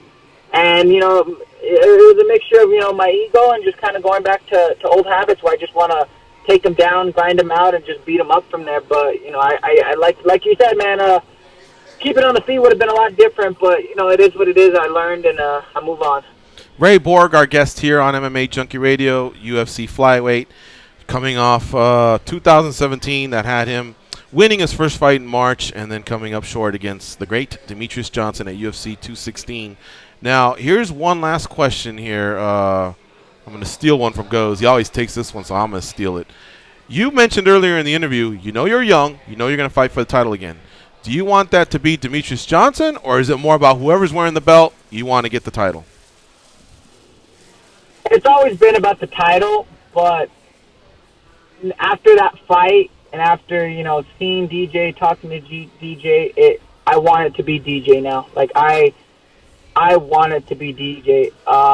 To be honest, when I get back to the title, I don't know. I don't know if it's going to be DJ anymore. Okay. Goes, what do you have for Ray Borg? Ray, did Demetrius tell you anything after the fight? Can you share any thoughts that he gave you on the fight? No, he didn't tell me anything, like, you know, specifically about the fight. He came up to me, you know, that little picture that you guys, that, you know, that went viral, or not necessarily viral, where he has his hand over my shoulder, you know, after the fight. You know, he came up to me and he told me, you know, congratulations on being a father. It's the greatest thing ever. And, you know, that's pretty much it. What about everything happened so quickly in the fight, especially in a Demetrius Johnson fight? When you went back and watched the footage of it, was there anything that stood out in the footage that didn't stand out the night of? Yeah, just being on the feet with him, after watching the fight, I really thought we were going, you know, hand in hand. You know, he was maybe, you know, a little bit quicker on the punch, but, you know, after watching the fight, I realized that I was the one pressuring with the striking, and I was the one controlling the striking aspect. I mean, he was counter striking, but I was the one controlling the striking aspect, and then it was my choice to take it to the ground, which led us there. And, you know, in the fight, I didn't realize that I was in control of the striking. You know, I was pushing him back. I was, you know, making him circle it. You know, he wasn't pressuring me like how he does. You know, he's really good about standing in the center. You know, he'll pressure, and then kind of do what he wants. I felt like I was controlling the cage, you know, as far as the striking portion, and you know, I wish I kind of would have known that and adapted to that during the fight. Ray, moving forward now to the matchup that you have, this is going to be your 9th fight in the UFC versus an up-and-comer fighter. I know, aside from wanting to win the fight for the obvious reasons, is there a little piece of you, though, that looks at the matchup and says, I'm not going to let this kid come in and punk me in my house. This is where I've been the longest. Yeah, you know, I've had that little ego, you know, quite a while, and it's kind of cool that I get to fight Moreno, because I always wanted to fight Sergio, because me and Sergio are the same age. I'm pretty sure his birthday's in the same month as mine, and I wanted to beat Sergio, to let them know, like, hey, I'm the young gun in this fucking division. This is, I'm the future of this division. Just because you're a young hot stud too doesn't mean that you're going to come in here and beat me. This is my division. I'm the future of this division. And same thing with Moreno. Moreno's a real scrappy kid, but he hasn't put in what I have. He don't have the he hasn't been where I've been in the sport, and I want to let him know that he's scrappy as hell. He's tough. He's sneaky more than anything, but he's young too. He's the same age as I am, and people need to know that if anything is going to shift gears in this division, when DJ's when he gets beat or when he's whatever happens, people need to know that I'm the next one, not Moreno, not Pettis, not I'm the next one. And if I got to fight Cejudo, Moreno, Pettis, any of those dudes to let people know that, then I have never said no to a fight, and I've always just said, you know what. I've even told my manager, because the right thing to do, he's like, hey, blah, blah, blah, we got this fight. And I've even told my manager, like, hey, it's professional to do that, but you don't got to tell me. You just got to tell me, hey, we're fighting this guy on this day, and as long as you think it's a good matchup, just tell me where to sign, and I'm there. That's the way I've always been. So, it's going to be nice to get this fight and let Moreno and let everybody else know that this is my division when the time comes. You know what's something that just hit me right now? So obviously the fighters that have a Mexican background or born in Mexico, like I'm thinking of Marino, Tijuana, Borg, Albuquerque, and Cejudo I think comes from Arizona, and then Benavidez I think was born in San Antonio, but moved, like the Southwest of the United States have some tough fucking guys that flyweight. You know what I mean? True. Like. That's pretty cool to see. There's just an area of the United States that's producing some really, really tough fighters in a certain weight class. And Ray, let me tell you something too, man. I'm really digging this interview. I think you've I just got fired up too. Yeah, like people can actually get better at doing interviews. Now that said, I'm not implying you ever sucked at it, but you're just really sounding like professional. You're hyping me up about your fight with Marino and just your career in general. And I think what I'm getting at is that's what makes fans hang in there with the fighters. Hey, man, I'm going to suffer with you when you lose. I'm going to be there when you win. I'm not off the bandwagon. And I think you're saying all the right things. So I'm glad we're finding you on the right day and you're just in the right frame of mind in regards to your career. Yeah, man, I'm excited. Like I said, if I could take one thing from the DJ fight, it's the experience that I gained from it, and knowing that fight went the way that it did, and knowing that I am a bad dude. Sometimes every fighter should know that they're a bad dude. If not, then you probably should go play croquet or something like that. But you have to know you're a bad dude. But it is nice when you get in there, you mix it up with certain people, and hey, I deserve to be here. I'm a bad fucking dude. Right. And one thing I told my wife and everybody that one thing I could take away from this DJ fight is, facing the pound. I didn't fight, Michael Bisping or, someone who was, defending their belt for, like a couple times. I fought DJ and man, look at DJ's track record from Dominic Cruz and all those guys. And I fought the pound for pound best guy in the world. I lost to him, but there is nothing in this fight game that's going to be thrown at me from here on that's going to surprise me or, make me uncomfortable. The situation with DJ, the media, the fight being pushed back, for me getting sick, all that, there's nothing that my career can really throw at me that's going to top that. And if there is, then, that'll be surprising to me. So that's one thing I can take from this whole thing and learn from it. Yeah, that's so true. Another thing you got was a lot of respect from not just fans and media, but UFC president. He had to buckle down and go and point that out, that you fought your ass off, and he had said a few things, when the whole TJ DJ thing was going on early on. And I don't know, did you get a chance to talk to him further than that, or how do you react to what he said that night, Dana White? I saw him backstage as I was, heading after everything. I was heading to the bus, whatever. We crossed paths, and he said, "Good job tonight." And I shook his hand. I told him sorry, that it wasn't the outcome that that I was hoping for. And he said, "Hey, don't you fucking ever apologize for a performance like that. I don't want to, don't apologize for going in there and fighting your ass off." So that was nice. And there's some things were said. He was pushing for the TJ fight, but I'm a 100% honest man. I want to see the TJ and DJ fight, from a fan perspective, from, even a fight, that I want to see that fight. But the thing is I'm not one person to go belly up, and I wanted the title shot, and if anybody was going to take it from me, they had to fight me, like literally fight me for it. So it was one of those things that I'm just not going to back down just because it's a more popular fight, which, you know, it is. I'm a realist. It was, you know, TJ being a champ, TJ beating Cody, you know, all that stuff. You know, it would have been a very exciting fight to watch, but if you think I'm just going to go, oh, you could have the fight, TJ, you know, it's going to be cool to watch. Hell no, I'm not going to, you know, if he wanted that fight, he could have fought me for it. You know, I'm not scared of anybody. I'm not scared of TJ. You know, aside from that, you know, I will say that if that fight happens and when it does that, I will actually be sitting in my seat as a fan for a little bit, enjoying that fight, and then I'll go back and rewatch it from a fighter's point of view and learn what I need to learn and see what I need to see. I love it. Ray Borg, our guest here on MMA Junkie Radio. Let me ask you one last question here before we let you go. You're at a bar, and let's just say someone in your family gave you like a necklace or just a piece of jewelry that got passed on from generation to generation and whatever. All of a sudden, someone yanks it from you, right? You don't see who it is, but they run into an alley behind the bar. And obviously you're a fighter, you're not scared of anyone, but then you realize you got that person cornered, but it's Francis Ngannou. How would you tackle that? How would you tackle that situation? Everybody seems to be terrified of that guy. Other fighters are saying it, but Ray Borg doesn't seem like the type of guy that backs down from anyone. How's this go down, Ray? I corner him. I find out it's him. Yeah. And, you know, I'll probably be like, hey, that's my chain. Can I have it back? You know, maybe offer him, hey, I got some cookies, you know, maybe a beer. We'll trade. And if he says, no, it's mine, then I'll tell him, hey, man, I just need to make a quick call.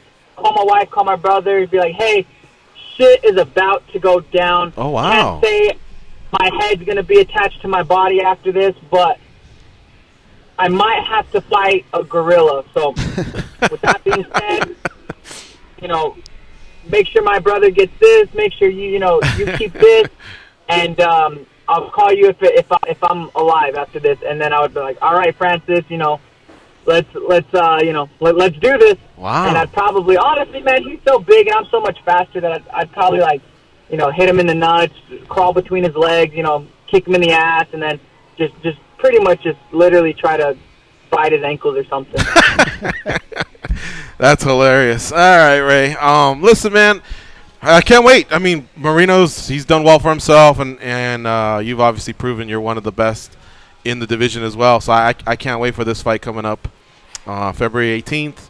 And we appreciate the time. And, of course, afterwards you're going to become a Pops. And so this is going to be a great year for you, 2018. And I really like the hats that came out. I really like seeing you talk more about archery. You kind of introduced that to us on our show when you were here in the studio, and then you know, they showed that on the Embedded. You're really, really into that. So that's cool to see you have, you know, all these things going on outside of fighting too. Yeah, heck yeah, man. I'll actually be in Vegas the first weekend of February because my brother, like one of the biggest archery shoots in the world, is happening in Vegas, and my brother's going to compete. So I'll be out there, and I'll be sure to swing by and give you guys a hat. Awesome, man. All right, cool. Well, then we'll follow up then. We'll see you possibly in February. Thanks a lot for the time, buddy. We appreciate it. Yeah. Bye, man. Thank you. All right, see you. There you have it. That's Ray Borg. On Twitter, you can follow him at Tazmex UFC, Tazmex UFC. I mean, that's about as good as you can feel coming off fighting the greatest of all time, you know, in Demetrius Johnson. Because, you know, someone just has to be the brunt of hearing just how great Demetrius was on that night. Everybody gloated about it. He broke a record, and now he's got all those belts. He got all his belts from the UFC, and of course, the first thing you point back to is, well, who was the last guy he got? And the suplex to the armbar was so slick. Everyone's talking about that submission of the year, blah blah blah. But this guy's got his head in the right spot where, like, it's in the rearview mirror, and you just move on. You know. How about how refreshing it was for him to say, "Hey, man, I'm honest. I want to see TJ versus DJ." Yeah. That's what makes him really, really likable. All right. What should we do here? Let's do a break, right? Or yeah, I think so. Point? All right. Well, tomorrow I'm going to show you, for those who are interested in archery, how to make a ghetto bow and arrow. Really? When I was a kid, I get Mr. along. Visconti Uh-huh. showed me how to make one, and I was shocked. It was so easy. Okay, all right. It's fun for like March Madness to just shoot someone. Right, and I got to answer a few questions from Dan. We're gonna see if we can fit where we would fit Michael Johnson in the in that fight card in St. Louis. That was one, and I think he had some other point he brought up that needed to be addressed.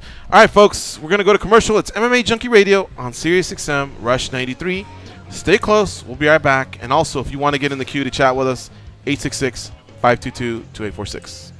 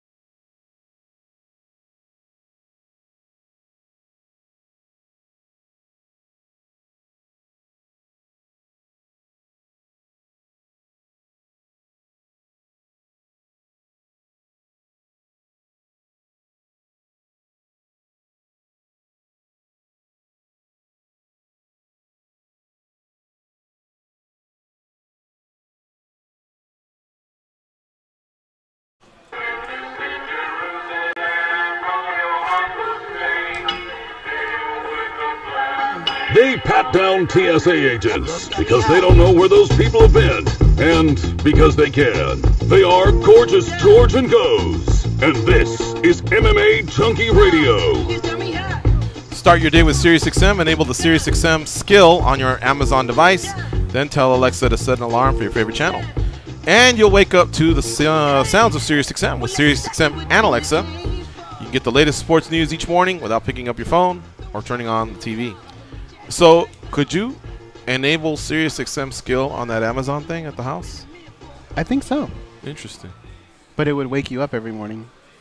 Well, but you're already awake downstairs, right? Yeah. I'm awake, yeah. Yeah, I guess I could. All right. Let's talk to Hal in Chicago. What's up, Hal? How you doing? Hey, boys. Hi. Hi. Heard your show on Friday. Thanks for the shout-out, Gigi. That was a tough loss. Classic mush. Losing by the Patriots. Losing to the Dolphins in that squid pool. Yeah, because that hurt. In the end, you all had to start over, right? You four had to start over, and then I think... Yeah. Yeah.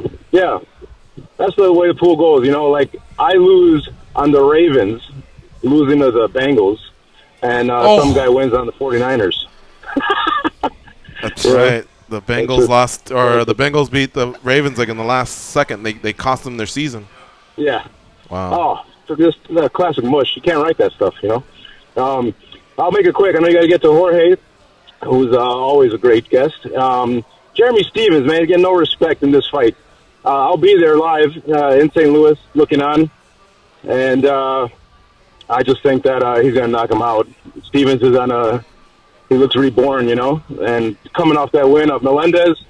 I don't know, these Koreans, I mean, they're good. They can throw, but Stevens is a new man. I think that's the dog right there. I agree with you, man. I think Stevens really surprised me in the Melendez fight.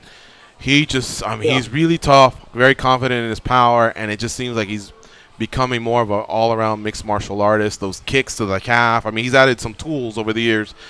So now you can no longer just say, he packs a punch, he's tough, you know, whatever. I mean, he actually has some skills and some game planning going on. So, and Choi, I mean, look, he's tough as well. And I believe the Koreans are great athletes, not just in this sport, but in a lot of sports. I pointed that out in the past. But the one thing I've noticed is they get in these firefights, and a lot of times their defense is what lets them down, because you just, you know, it's playing with dynamite, man, when the other guy's got 4-ounce gloves, and so do you. Absolutely, man. They're not like Hyundais. They don't last as long, you know, so we're going to see Stevens come on top. All right, guys, take care. We'll see you. See you, Hal. Hey, did I tell you when Hyundais first came out, everyone used to clown on Hyundais. Oh, man, he's got a Hyundai. Yeah, like that. And in these last 30 years, when I was car shopping last year, I started doing some research. Two things jumped out at me. Subarus have like really high check marks on a lot of things. Safety, gas mileage, longevity, whatever. But Hyundai really in the last few years cleaned up its reputation. And now you go through a cycle where fools like me that are older, you know, I may remember those jokes, but the new generation is very familiar with the fact that a Hyundai is a good car. And I came close to purchasing one. What kind? I don't know. It was the one that had the glass sign or the glass top or whatever. It was really, really sharp. I was going to get a used car at the time, and I wound up not getting it, but I was this close to pulling the trigger. But, yeah, you know, those guys had to shake off. Because they were just the new kid. It was what it was. This is before Nissan was even Nissan. They were actually Datsun, and they became Nissan, and Honda released Acura, and freaking, you know, all that stuff started going down. They were the big three, man. Even Mazda was kind of pushed off the side. But it was basically Nissan, Honda, and Toyota. And now there's just, you know, so many other car brands, and I think technology just has things looking way, way, way better. All right, we struck out with George Masvidal. He just hit me back right now. He says he's finishing up something in a building that doesn't have good reception. He'll give me an update in a couple minutes. Does that building, is there somebody on there that says, coming up to the stage, Skittle? He didn't say. Thanks, Danny. Did Danny just, like, across the room throw it and just hope it lands on there? Dude, Danny was sitting there. The guy from the NBA channel heard us somehow, and then he elbowed Danny and goes, you know, that'd be a good time to hit the symbol. Oh, and then Danny hit you're the up. symbol. Yeah. That one was a little late, Danny. Danny just reached. He kind of like tripped and was just barely able to hit it at the end. Yeah. All right. So as we try and figure this thing out with George, I had something that I wanted to. What's that? Stun gun. Stun gun. Sure. Yeah, But what did Dan from Oregon say? Where can we fit in Michael Johnson? I was looking at the card, studying this. It's hard to disagree with him. I see why they have every single fighter on this fight card. And prior to going to the commercial, I noted that this fight card's only 4 on the main. And well, here, I'll break it down for you. 4 on the main, 4 on the prelims, and there's actually 5 on the UFC Fight Pass.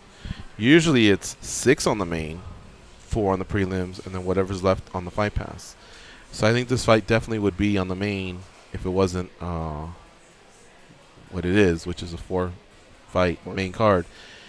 Now, I saw others discussing this, and they pointed out that in previous years they've done the same thing, and they may have to do with the NFL playoffs.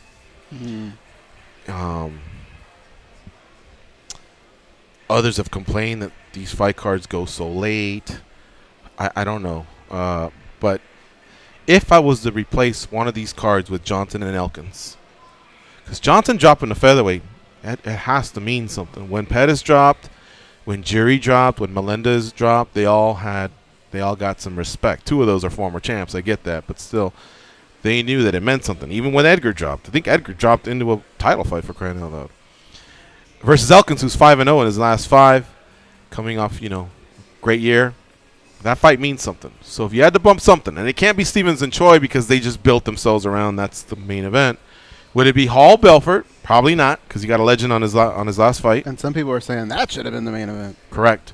So it's either between Van Zant and Jessica Rose Clark or Usman and Meek. I mean, Usman could be one of the next guys, so you definitely want to feature him. It's just, I mean, it kind of makes sense, George. No, but if you had to bump someone. Oh, if you had to? I think I'm bumping Van Zant. And you can't. I mean, you pay her more than a lot of fighters that have been there a long time. If you have to. The choice is if I had to, then I think I would have to do the Usman and Meek? Yeah. If I'm trying to get viewers. Maybe you're right. Then yeah. Yeah, because this is it doesn't make sense, though. It's a ratings game here. Yeah. Van Zant does bring something to the party. I'm sure she'll be promoted during the NFL. Rose Clark, is she the opponent that makes you go, oh, fuck. Can't wait to see this one. I'm not saying that on that fight. I am saying it with Meek and Usman. I'm saying it with Elkins and Johnson and the other ones. But, yeah, the power of Van Zant, you do have to give some respect. I think she's 4-2 in the UFC, so it's not like she has an awful record. What are you going to do? Now, look, really, the whole thing's on Fox Sports 1. Like, there's 8 fights on Fox Sports 1. It's just divided into prelims and main card. The only difference is I think that's when they play the video of Baby O'Reilly and kind of differentiate, But really, when Bruce Buffer says, we are live, I mean, what's going to be the difference? You've been live on Fox Sports 1. So, just turned out to be a story that I don't think, there's too much to worry about. It's not like you have to hustle to your sponsors and go, but I'm on the main card. I mean, you're on the same channel from a certain point on. It's not going to matter too much. Yeah. He had something else. Do you remember? No, I just remember that part. Was it Cyborg related, or we put all that to bed?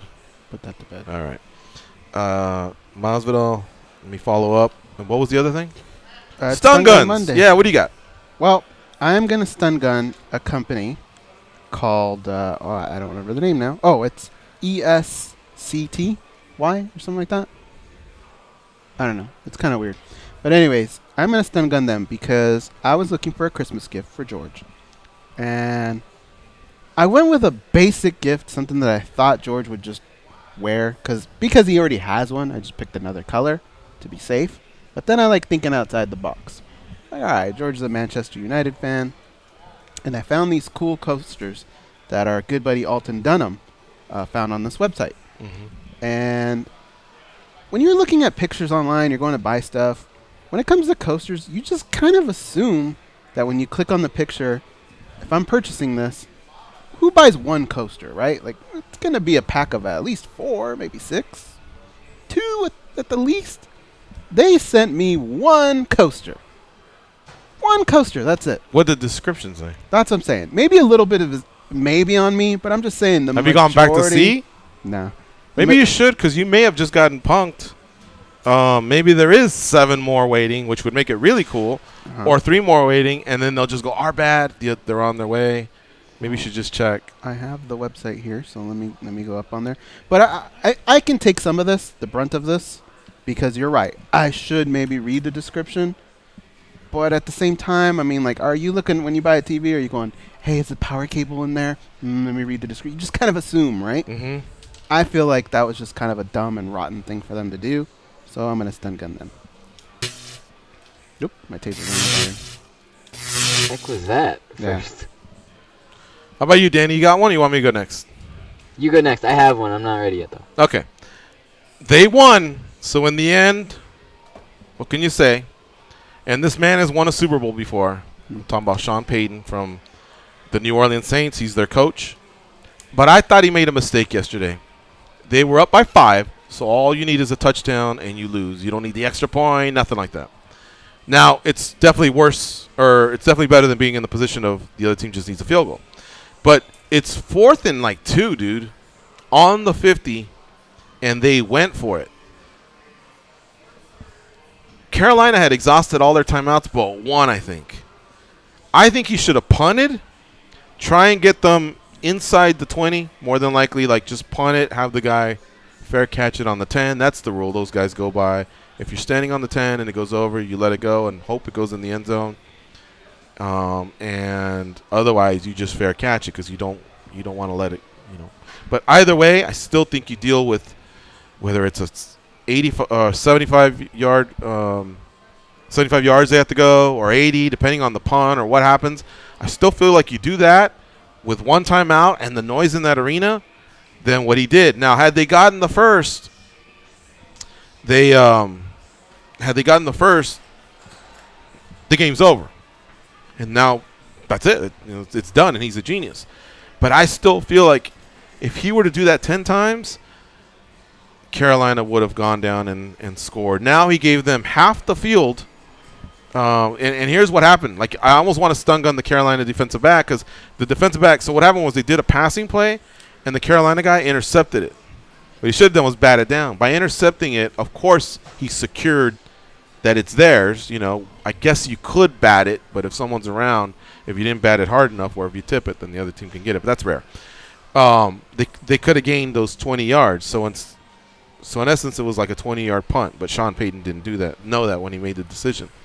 The quarterback could have got sacked, which he almost did a few times. The Carolina one did on the final play. Cam Newton. I just felt like it was the wrong call. The announcers were saying it too, but he pulled it off, man. I just think you're too veteran of a coach to do that. You have to trust your D a little bit. I found this coasters thing. What's it say? It says Manchester United FC wooden coaster. It does say coaster. However, look at the picture. There's 6 of them in the picture. That is a little tricky. That's kind of a dick move, right? That is a little tricky. Yeah. I also want to stun go on Amazon. But now I may get it, too, after you hear why. I got a gift of a gift card. And I purchased some things yesterday on Amazon. And so I went to check out. And I was going to deduct $50 from my bill. I need to get glasses because I just need them. I'm just older and I need them. So I need to get prescription glasses. It's tough for me to say because I always had great eyesight and it's just not as good as it used to be. But anyway, I've fucking gotten plenty of these things before where you just scratch off and you get the code. Mm-hmm. Well, I must have scratched too hard. I actually got rid of the code. Oh, I did that too. Did you too? I did. It folded over, so I was able to straighten it out. Remember the other day when I asked you guys for a penny? I did that same thing. Yeah? Yeah, the little plastic comes off, right? Yeah. Yeah. Apparently, all I was supposed to do was peel it, maybe? Instead, I scratched it? It's just not good. Well, then fuck those people. Why is it so sensitive that just by using the coin, I couldn't read it all? I had the light and the magnifier, and I couldn't read it.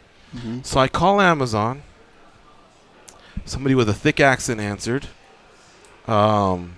There was a hole there. No, first I had to chat with somebody, give them the number. They called back, thick accent, and then they asked me about 5 questions that verify I'm me, including the serial number on the back of the card. And all the guy had the nerve to say was, "We have now escalated your concern." And I go, "Cool, put the fucking escalator on," or whoever he is. But, I mean, by now I've answered who I am, last 4 of my, or social, I don't know, the fucking email address, the serial number. Like, Chipotle I think it order. was enough to just say, "Yep, give him his 50, you know. He says we've escalated it, and it turns out that department will call me in 1 to 2 business days. Dude, when you have your cart all set and ready, you know, $100 too. That's a lot of things. when you have it all set and ready, and there's a bunch of things in there, and you're just looking forward to them. Like, I'd be getting them by the time the escalating team calls me to sort this out. He reassured me, "Don't worry, we got you. We're going to figure this out." But I just don't understand why he can't figure it out. Like, why does it go to an escalating team? Like, what's the layer there of what I'm trying to pull off? You know what I mean? I would say that if I had, what do you know, a $5,000 gift card, this guy could be a hacker, or this guy could be doing some trickery. We don't want to get burned for $5,000 or $1,000. I only had a $50 gift card. Like, I'm pretty sure that guy, why is he asking me the serial number, dude? And it's the worst because, you know, I have bad coverage. So I'm like, 118-541-00, you know, and he goes, "Okay, let me repeat it to you." He fucked it up. I go, "No, let's start over again. 118-5. Oh, man, goes, it was so bad. And it was happening just as Utah was 71 and 70. So I is got that when I walked in? And I think you were on the phone. I got that going on. This guy's asking me to repeat shit. The escalating department. Man, it sucked. He ruined my fucking evening. You know that? You know, did you know that where our parents live now, Paris, did you know they have a big warehouse there, Amazon? The other day, everything got shut down to 1 lane. Granted, it's the holiday season. They had cops everywhere. And it was just to escort the Amazon trucks out, in and out, because there was so many people buying shit that they actually had to close down Paris Boulevard. Yeah, I have seen that. So that's my stun gun. A few more, please, if you don't mind. Okay. Dan, you want to go and then go to commercial? Sure, sounds good. All right, so real quick, one of my really good friends just moved out to LA really recently, and he wanted to go to a football game. This is a diehard football fan, like has been to a bunch of Jet games, and has followed the Jet, like loves the exactly, loves the Jets and everything. So he goes to the game last week, and he forgets to print his ticket through StubHub or wherever he got it from. So he had to go to the box office and get his ticket printed. He gets a ticket printed, doesn't look, knows where his seat is, but then gets stopped by an usher. The usher looks at his ticket and just goes, "All right, you can go to your seat." And just was acting really weird, so he looks down at his ticket. It's for the playoff game this weekend. They misprinted his ticket and gave him a free playoff ticket for the Rams this weekend. So he goes this weekend, and this is why I want to stun gun him. He goes this weekend. I just said he was a diehard Jets fan. He's taking snaps during the entire game going, "Well, I'm a Rams fan now. Forget the Jets." He swapped. In getting 1 free game, he gave up his entire childhood devotion to the Jets. I want to think about this one. Game. Can we take a break and think about this one? Because I don't know how to. I don't know what I would have done in that situation. Okay, let's do that. You're listening to MMA Junkie Radio on Sirius XM Rush 93. It's Monday, January 8th. Quick announcement: George Masvidal will be on tomorrow's show, as will Michael Johnson's. So apparently his appointment ran over or whatever. So apologies, but he'll be on tomorrow, and Michael Johnson will be on tomorrow as well. And yeah, that's it. So we'll be right back after this break. Maybe even sneak in a little bit of OT if the guys don't mind. People can't rap, well, what do you know? The D-Dog is first up to bat.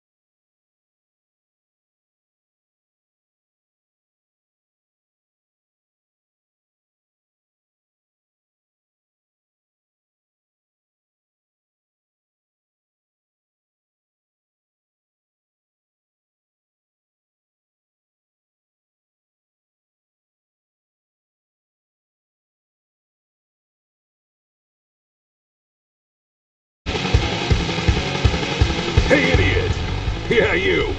Can you please tap that rather large fellow on the shoulder and tell him it's time for more MMA Junkie Radio with Gorgeous George and Goes? Thank you. I have to agree with Danny Okers. His buddy got to go to 2 games because of a mishap in the ticket office, but he declared himself a Rams fan, even though he's a longtime Jets fan and a serious hardcore Jets fan. What he should have done was just gone to the game, left it at that. I sometimes give a pass to someone if they go, "Oh, I went with my little kid, and all he knows is the Rams. We moved a few years ago." But Danny said he went a little overboard with selfies, wearing Rams attire. That's tough to do if you're a hardcore Jet fan, by mistake. Easily swayed. Right. So that stun gun definitely is warranted. Okay. So here's what I thought Danny was trying to say. I thought he was trying to say, I don't know who the Rams played the last regular season, but I thought they played the Jets, so he bought a ticket to that. And then he realized that they printed out the ticket for the playoff game, so he said, I'm not going to go see the Jets. Instead, I'm going to go next week to see the playoff. That's why it was the Niners. I happen to know it was the Niners. It's kind of nice to say you've been to a playoff game. Not a lot of people get to do that, but at the same time, you don't get to see your favorite team, which is the Jets. But you've only been here for a little while, so it's not like you How long has he been in out LA? on a whole Jet season. He moved out, I believe, December 18th was like his first day out there. So less than a month. Oh man! I thought he was just gonna say December. I guess December 18th. he was. You remember that? He was in jackass mode there. Yeah, I hung out with him like the last couple days before he left. Hey, tell me if a guy named Jeff Juarez has the right to stun gun me.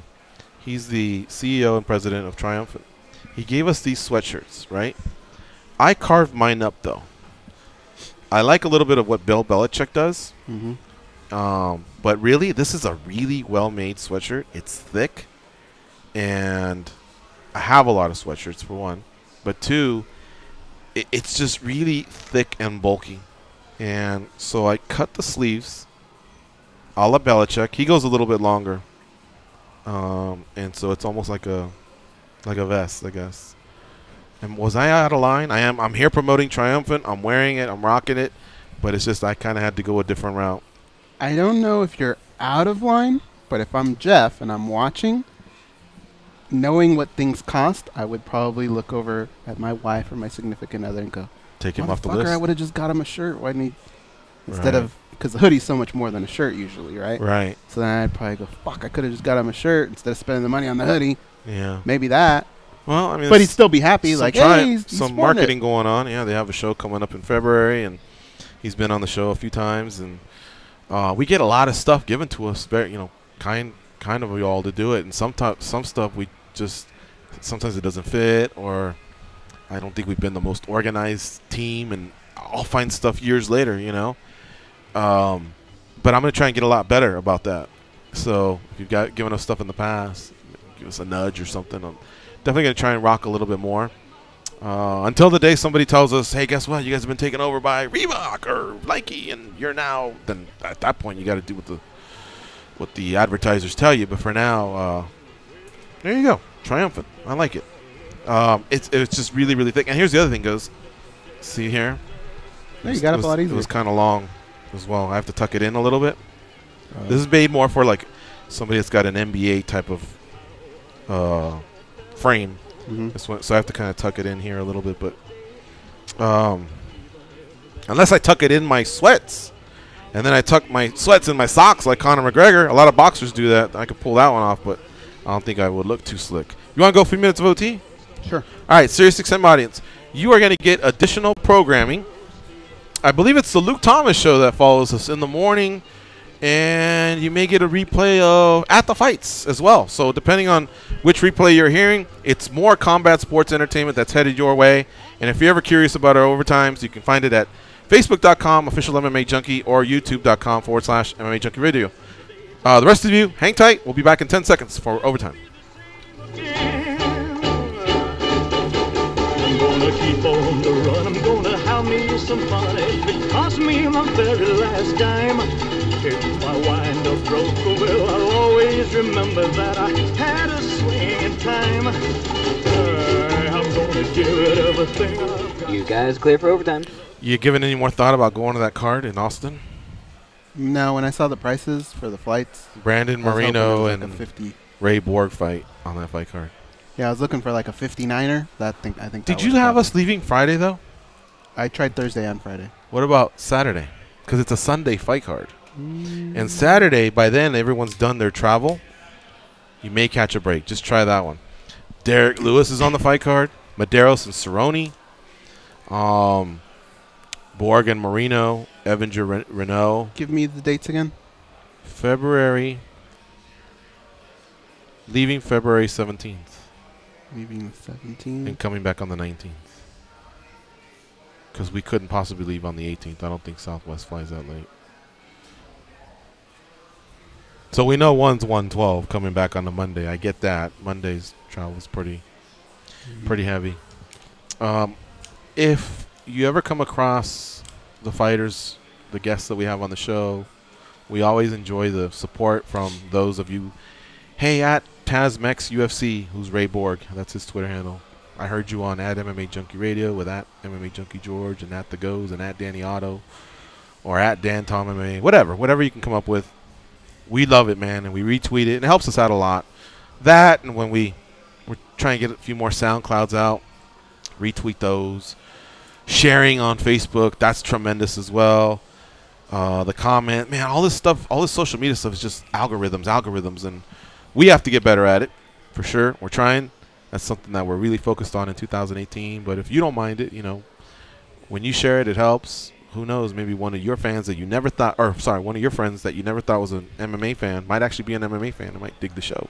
Okay, it's the same, 112. 112? Yeah, 112. And that's got us leaving the latest flight on Saturday, and the earliest one actually helps us. What'd you say? There's a call. Oh, there's a call? All right. Let me just make sure I got through all my windows here, and then we'll do one call, and then we'll bounce. Oh, I think they said it as a joke, but somebody said I should auction off my old wallet. Would people bid on that? Yeah. Really? Yeah, because I know this because when I graduated from college and I talked about my lucky underwear, somebody offered to buy it. Oh, dear God. Yeah. Did you Claims do it? It was a girl. I don't know. No, I didn't do it. She was only going to give me like $20, something like that. That's my lucky underwear. You still have it? Yeah.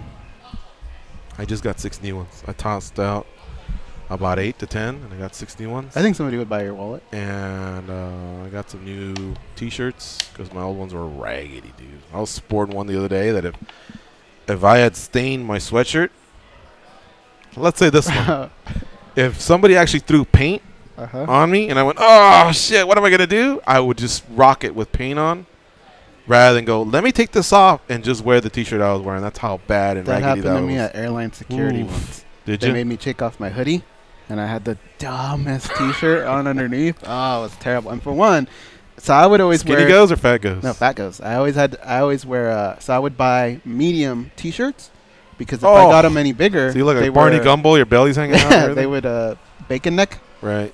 And so, for one, if I took off the sweatshirt, like for sure the T-shirt was already written up like by here, so I had to go through that. Then it was just a mess. Gravy stains, holes. It was horrible. Do you still do that thing about flipping it backwards, or now that you lost weight, you can just be an honest engine? Flipping it backwards? You know how the T-shirt, somehow you would wear it backwards because of the bacon neck? I never wore it backwards. I thought you used to wear it backwards. Because I'd always go, why is that thing riding up on your neck? And I thought you once told me you wear it backwards because it'll look better rather than... No? Oh, maybe it was someone else. Okay. Well, I'm glad you didn't because it used to bug the shit out of me. I thought it was happening. Showtime in Tennessee. What's up, Showtime? It's yo time. Hey, what's going on, fellas? Not much, and you? All right. Showtime, you there? This guy in his battles with mute. Showtime? Hey, can you hear me? Yeah. Yeah, can you hear me? Yeah. Yeah. Hey, so are you guys in for the Austin card? That's what y'all talking about? We just looked up prices, and they're not that much different than what we're used to for other stuff. Okay. Because I was gonna say if y'all was in, if y'all were getting tickets or however y'all was doing, I wanted to get mine right then with you guys because there's no way if y'all came. Are you officially out, Goes? Yeah. You don't like traveling to events? Somehow when I posted that Sacramento thing, it just got me thinking, shit, like, man, a road trip's fun. You know what I mean? The hotel and fights and that ticket is so cheap. even if I'm not front row for 135, maybe I'm fifth row for 100 or who knows what. No, I would, but yeah, Christmas is rough, dude. Christmas, New Year's, all that. Like, it's probably not a good time to do it. Oh, damn. Yeah, well, there you have it. If you pick us up like Hawkins' son, and we ride in the... I've always wanted to ride in one of those trucks. Did you? Yeah, that's on my bucket list. Oh. Go cross country in one of those trucks. Hey, Ghost. Huh? Let me know when you're ready, man, and we'll plan it out across. Maybe we can plan it out a cross country trip to a show. Can We'll start we in Vegas do and we'll go. baseball stadiums? Yeah, I like baseball too, so we can do that. Oh, this is an actual like road trip for a few weeks or something? Like a week. You know, go from stadium to stadium, but in one of those big trucks. Right, but here's my concern, Showtime. I've met you. You seem like a pretty clean dude or whatever, but I've also seen a lot of truckers get out of their trucks. Do you have a nasty cab? I mean, all stinking with trash in it, or do you keep it up pretty sharp, pretty clean? No, I keep it up. I keep it up pretty good because one thing about it, when I go to Mississippi and all these other places, my mom always comes up to the truck and looks in the truck, and she'll rag the hell out of me if I got a junky truck. She used to do that when I first started driving. So now I keep my truck nice and neat, man. This is my second home, man. So I got to keep it nice and neat. Smell good. Well, look, I'm not officially out yet. Give me a day or two, and I'll let you know. But we'll see. Yeah, it goes. If it even help you goes, man, y'all guys come, man. Drinks and food on me, man. If I can entice you a little bit more. Thank you, Showtime. All right, Showtime. All right. All right, buddy. Thank you. See you. All right. I think that's it for today, folks. God, I wish I could remember what Dan had said. I thought that was another thing I wanted to address. Johnson. Michael Johnson? No, we said it. If we had to pick one, I guess you keep Van Zandt and you take off Camaro and Meek. But I feel like with Camaro, he's a lot closer to being a champion than Van Zandt is. But Van Zandt's powerful with her social media following and what they want to market and what people are drawn to. And it's all on Fox Sports 1. But I thought he had one other point, and I just forgot it. I should have wrote it down. No disrespect. Dan from Morgan's one of my favorite callers, and I just blew it. All right, folks. So tomorrow, George Masvidal with Michael Johnson. I didn't really get to the YouTube or Facebook shout-outs. I'm sorry. Let me see. YouTube. Who's hanging in there? Don Piccolo, Knuckled Up 101. ZHG Field Marshal. Scrancy Dizzler. Thanks for sucking by. Dan from Oregon. Mike Wallach. Human Moron. Who's the Human Moron? Have we ever divulged or? I don't know. No? That's a great name, though. Yeah. Al Cali. John Rico. There's some big names in there. All right. That's the Facebook chat or YouTube chat. The Facebook chat is. Let me try and finish this before the song's over.